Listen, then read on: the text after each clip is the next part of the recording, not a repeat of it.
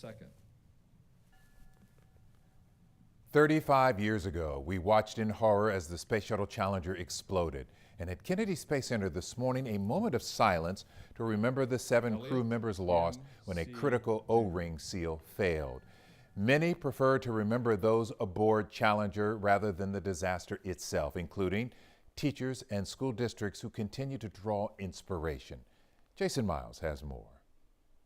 On a frigid Florida morning, liftoff of the 25th Space Shuttle mission. Students all over the nation watched with anticipation. I was actually in my 6th grade science class, Including now 40-something Stephanie Curleen. I mean, anything to do with space is amazing. The Space Shuttle Challenger was of particular interest to schools because of one of its passengers, teacher Christa McAuliffe. Things that I hope to bring back into the classroom is to make that connection with the students that they too are part of history. She was selected out of more than 11,000 educators hoping to become the first teacher in space. She really paved the way for, females in general, but also just kids who just want to do something and be something when they grow up. It's very inspiring. In Curleen's case, I teach 5th grade. McAuliffe's legacy played a hand in her own teaching career.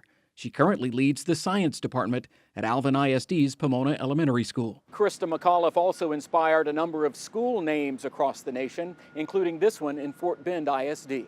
Students here observed a moment of silence on the 35th anniversary of her death, as did those at Challenger Elementary in Pearland ISD. We will now pause 73 seconds in silence. And at Dr. Ronald McNair Junior High, one of Alvin ISD's newest schools named for one of Challenger's mission specialists. It was a tragedy that it happened. But Curleen believes Challenger continues to provide valuable lessons. Kids' interest in space in general, something good came out of it.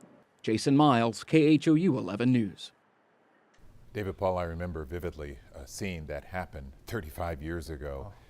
It is wonderful to see that this legacy of learning continues and inspires today. And that's what that mission was going to be all about. Yes. With Christa McAuliffe. And it just reminds us how difficult and dangerous space is. At that time, those shuttle missions had become so routine. Yes, they planned so many more after that one. They did. And we think about that almost every day, here in Houston at least. All right, guys.